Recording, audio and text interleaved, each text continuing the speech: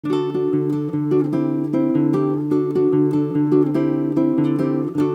seguimos con quiénes somos los argentinos. Habíamos dicho la necesidad de la identidad para conocer nuestros derechos que tenemos que defender. Y esto va indisolublemente ligado a la cuestión de la soberanía.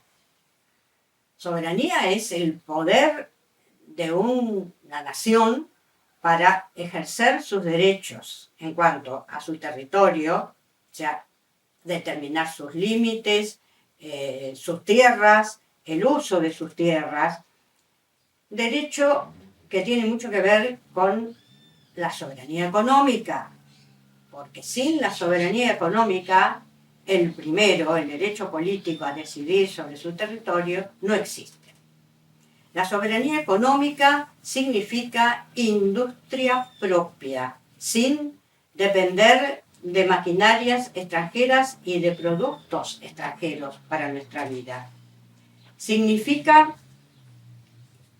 energía propia, el manejo de nuestra propia energía, tanto para la producción como para la distribución, o sea, el transporte que llevaría nuestros productos a lo largo de todo nuestro territorio. Y también está ligado a la soberanía alimentaria, con lo cual no tendríamos problema porque tenemos toda clase de recursos alimentarios.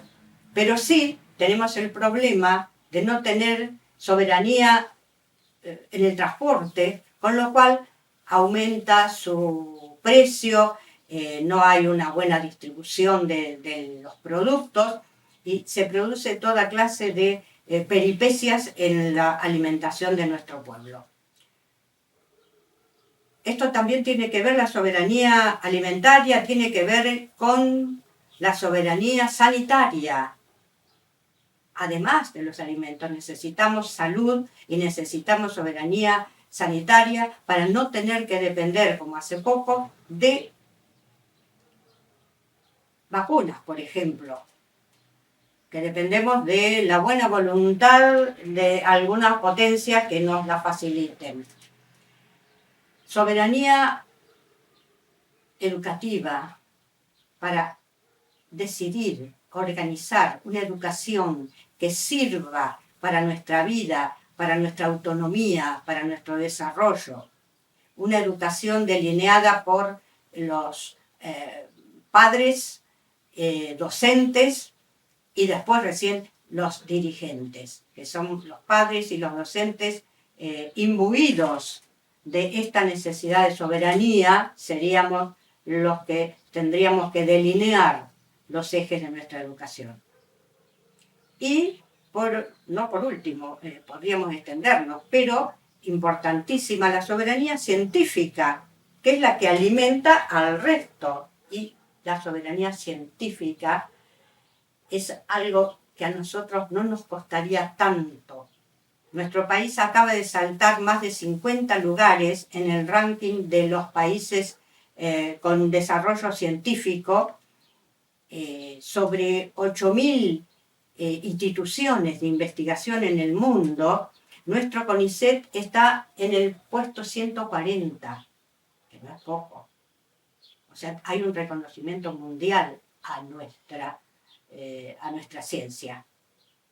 Bien, entonces acabamos de decir el tema de nuestra soberanía territorial. Y vuelvo, insisto,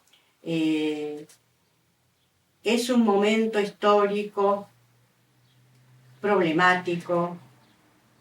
Decíamos antes que hay una guerra con posibilidades, parece que remotas, pero posibilidades al fin de que pueda extenderse a una guerra mundial.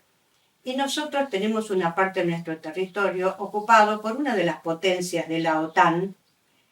Por lo tanto, tenemos que estar atentos, alertas. Y además de la base de la OTAN, hay actualmente en la provincia de Neuquén una base científica china que depende directamente del gobierno militar chino. Por lo tanto, simplificando, podemos decir que tenemos una base china en nuestro territorio. lo cual complica bastante en este momento de enfrentamiento de las potencias en el mundo si llegáramos a una guerra mundial.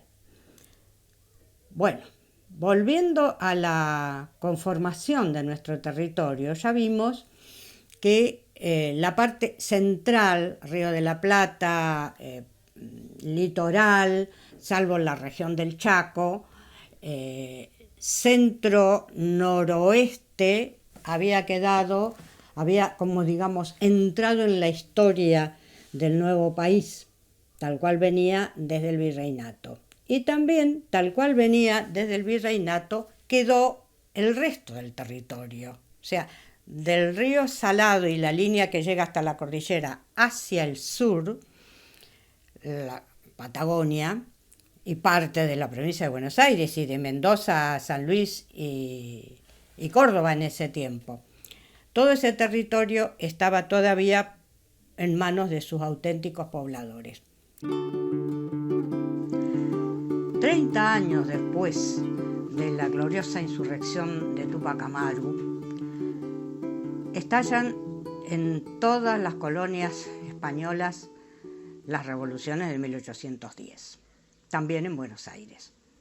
Y en Buenos Aires, en esta revolución confluyeron dos sectores independentistas. Un sector que expresaba los intereses de los grandes estancieros, originados allá en tiempos de la conquista, estas estancias, y aliados con los importantes comerciantes del puerto.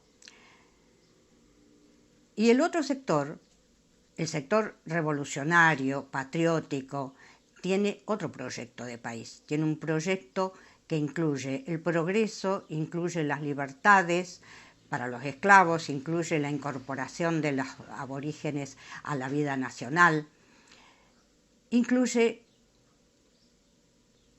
digamos, una independencia total. Pero este sector es el que pierde políticamente dentro de la primera junta. Queda la dirección de la primera junta, cuyo referente va a ser Saavedra, y el del sector patriótico va a ser Moreno, aunque las bases y las ideas de Moreno se apoyan en las bases y las ideas de Belgrano.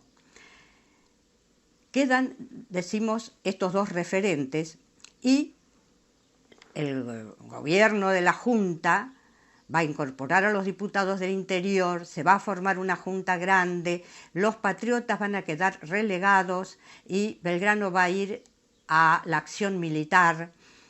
Aparece Artigas también como gran revolucionario, queda también en la acción militar en la banda oriental.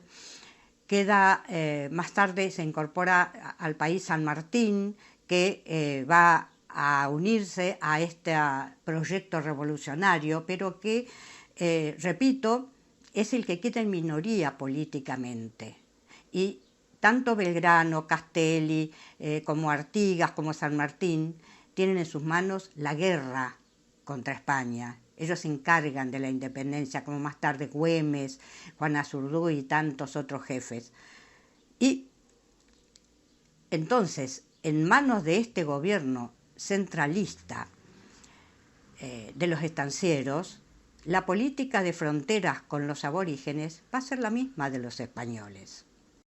Y ya que mencionamos a San Martín y su increíble proyecto de cruzar los Andes, libertar a Chile y asestar un golpe final al centro más poderoso de los españoles en el Perú, aquí vamos a hacer una digresión muy importante porque también tiene su actualidad.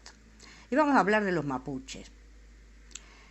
Los mapuches, llamados araucanos por los españoles, vivían antes de la conquista del otro lado de la cordillera, estaban asentados en la tierra, cultivaban maíz, hortalizas, domesticaron algunos animales como la llama, algunas aves, eran grandes tejedores, cesteros y plateros, o sea, trabajaban la plata. Hacia fines del siglo XV, fines de los 1400, tienen que organizarse militarmente, aunque son un pueblo pacífico y sedentario, tienen que organizarse militarmente para resistir la invasión de los incas dirigidos por Tupac Yupanqui. Logran, luchando valientemente, frenar esta invasión a la altura de Uspallata y el río Maule. Pero ya algunas familias debieron cruzar la cordillera, o sea, en su mismo continente, cruzar la cordillera y establecerse de este lado. Poco tiempo después, 1536, avanza ya los españoles que habían conquistado el Perú, avanzan Almagro y Valdivia por Chile, y realmente esa organización que habían logrado para resistir a los incas les sirve de mucho a los araucanos o mapuche, porque mapu es país o tierra y che es gente, o sea, son gente de la tierra. Vamos a decirles mapuche de aquí en adelante. Y los mapuche van a resistir heroicamente la invasión española. Ahí quedaron en la historia 3 nombres de 3 grandes jefes: Colo Colo, Caupolicán y Lautaro, de quien San Martín conocía bastante más adelante, ¿no? San Martín conoció muy bien su lucha, y después en otro momento veremos por qué. Estos mapuche, entonces, vencidos del otro lado de la cordillera, se vieron obligados a desplazarse, a cruzar hacia este lado de la cordillera. Son pueblos desplazados, y lo vuelvo a repetir porque fueron obligados a dejar su tierra, a dejar su lugar, a dejar su cultura, a perder miles de sus paisanos y cruzar la cordillera para sobrevivir. No son invasores chilenos. Porque de otro lado, a ver, ¿quién dice que los estancieros ingleses son invasores ingleses en la Patagonia? ¿Por qué vamos a decir que pueblos desplazados a sangre y fuego por la conquista de un país que estaba del otro lado del océano es un pueblo invasor? Creo que, por lo menos para mí, la cuestión esta está muy clara. Los mapuches son gente de la tierra, son gente de acá, de América. No es que me enoje, pero es una discusión que hay que dar hoy día. Bien, volviendo a lo que nos ocupa, tenemos entonces que el gobierno de Buenos Aires permanentemente hace acuerdos con los aborígenes de la frontera, con los pampas, con los tehuelches, con los mapuches después, pero siempre los rompe. Siempre es el gobierno el que rompe los acuerdos. Voy a poner un solo ejemplo de todos los que hubo. 1831, Tandil. ¿Qué pasa? El cacique Toriano y algunos jefes curá renuevan un tratado de paz que se había hecho y que se mantenía, por eso se renueva el tratado de paz, todo bien. 1832, sin ninguna causa, el jefe militar de fronteras Martín Rodríguez ataca a las poblaciones de Toriano, los vence y fusila a Toriano. Creo que Martín Rodríguez, si no me equivoco, tiene un monumento en Tandil. Debe ser por eso. Me parece que acá el monumento se lo debemos a Toriano. Pero bueno, ya vemos que la frontera pasa del río Salado, ya estamos en Tandil, ya ha avanzado la frontera, porque también para alrededor de 1815, habían empezado a instalarse los saladeros, o sea, salar la carne vacuna para vendérsela al imperio brasileño, al imperio portugués de Brasil y a Cuba, que era el alimento para los esclavos africanos que trabajaban en las plantaciones. Bien, y ya para 1833 tenemos la campaña de Rosas.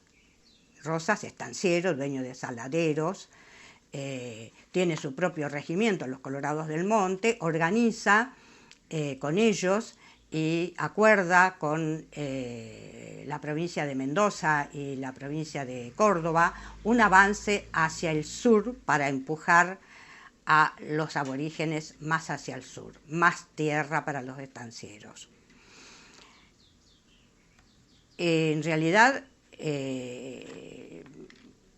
la expedición esta, las columnas dirigidas por Rosas son las que actúan, las de Mendoza y Córdoba prácticamente no actúan, hacen muy poco, se vuelven, desaparecen de la campaña esta al desierto, ya también se lo llamaba desierto. Y Rosas va a tener un gran éxito, arrasa algunas tribus directamente, con otras hace acuerdos, a otras las inmoviliza porque les quita la capacidad de resistir. Y por esta hazaña, el gobierno de Buenos Aires le va a regalar la isla de Choel en el Río Negro, que es hasta donde habían avanzado, pero Rosas es un estanciero, ¿para qué quiere una isla en medio del Río Negro? Y la devuelve, y en cambio se le otorga 60 leguas cuadradas en la provincia de Buenos Aires a elegir entre las mejores tierras. Bien. Con esto, ejemplo, tenemos bien clarito cuál es el objetivo de este gobierno de Buenos Aires. Después de 1833, ya para 1834, cruza la cordillera los últimos grupos de mapuches empujados ya por los terratenientes criollos, ¿no?, chilenos, y al mando de Calfucurá. Calfucurá va a dedicarse a organizar la que después fue la poderosa Confederación de los Curá en el sur. Y Rosas respeta los acuerdos a los cuales llegó y hasta 1852, hasta la caída de Rosas, se mantiene una paz, más o menos, una paz relativa entre los aborígenes y los estancieros. Pero, caído Rosas, tenemos que decir también que hace años, prácticamente desde 1811, el país está envuelto en una guerra civil que para esta altura ya está definida entre unitarios y federales, y la Confederación de los Curá participó algunas veces de parte de los federales. Vencido Rosas, se divide el país en un momento en dos estados, el Estado de Buenos Aires y la Confederación Argentina. El gobierno de la Confederación Argentina reside con el presidente Urquiza en Paraná y el Estado de Buenos Aires en la ciudad de Buenos Aires. Finalmente se reunifica el país en 1862, con la batalla, después de la batalla de Pavón, donde misteriosamente vencieron las fuerzas de Buenos Aires. Y vamos a tener vamos a iniciar el periodo que se llama de la Organización Nacional. Se va a proceder a aprobar la Constitución que redactaron las provincias en 1853, Buenos Aires se suma, se define provisoriamente la capital en Buenos Aires y se van a hacer las elecciones presidenciales del país reunificado, que va a ser su primer presidente, el general Mitre. El gobierno del general Mitre y una parte del gobierno de Sarmiento, en realidad casi toda, estuvo muy ocupado en la guerra de la Triple Alianza contra el Paraguay. Por lo tanto, la Confederación de Calfucurá azotó la frontera regularmente. Los malones llegaron hasta Chivilcoy. Pero terminada la guerra, comienza el periodo de la presidencia de Avellaneda, estamos en paz y la oligarquía terrateniente, dueña del Estado, dueña del gobierno, vuelve sus ojos a la frontera sur. Y va a ocurrir lo que se llamó después la conquista del desierto. En 1879, ya en tiempos de la Organización Nacional, ya el federalismo había sido derrotado, había triunfado el centralismo porteño, se organiza el país desde esas políticas y, por supuesto, se retoma la política de fronteras con el indio, tal cual venía desde los españoles. El caso es que en el tiempo del gobierno de Mitre, 1862-68, están muy ocupados con la guerra contra el Paraguay. Después viene el gobierno de Sarmiento, que también forma parte de su gobierno ocupado por la guerra del Paraguay. Y con Avellaneda, 1874-1880, el gobierno nacional retoma la cuestión de las fronteras. Ahí aparece el proyecto de Alsina, el ministro Alsina, que propone poblar el desierto, para lo cual se trazaría una zanja avanzando la frontera sobre territorio, miles de leguas, empujando a sus habitantes hacia el sur y entregando esas tierras, por supuesto, a los terratenientes y fundando poblaciones. Arreciaban, por supuesto, los malones sobre la frontera, porque ya los pueblos aborígenes sabían que habían sido sentenciados y sabían por toda la historia de sus alrededores que iban a la muerte. Nunca se le ocurrió al gobierno nacional dar propiedad de tierra a las comunidades, semilla, ganado, para poblar la Patagonia. Al contrario, el tema era despoblar y después veremos para qué. Entonces, en 1879, fracasado el proyecto de Alsina, la zanja no cumplió sus expectativas, Alsina falleció. Se trata el proyecto en el Senado, el proyecto de Roca, que fue aprobado rápidamente. Y se organiza entonces la llamada conquista del desierto. Es increíble cómo antes de la expedición militar, ya los futuros propietarios tienen en sus manos la tierra a través de un sistema de financiación de ese movimiento militar, con lo cual se quedaban antes ya, insisto, de la expedición con leguas de territorio. Por eso decíamos del destino trágico de la Patagonia y que basta con leer el libro de Borrero, el periodista español que recorrió la Patagonia en 1924 documentando las masacres de aborígenes primero y de obreros después, para tener en cuenta, darse cuenta y poner sobre el tapete, como se está haciendo hoy con Napalpí, todo lo que pasó en ese territorio nuestro que es la Patagonia, y sobre el cual, desde las Islas Malvinas, los ingleses en cualquier momento pueden dar un zarpazo. Tienen ese territorio en la mira desde 1881. E Inglaterra siempre se trazó políticas a 100 años.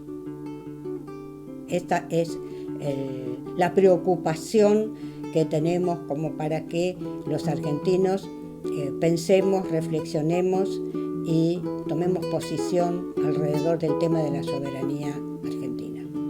Hasta la próxima.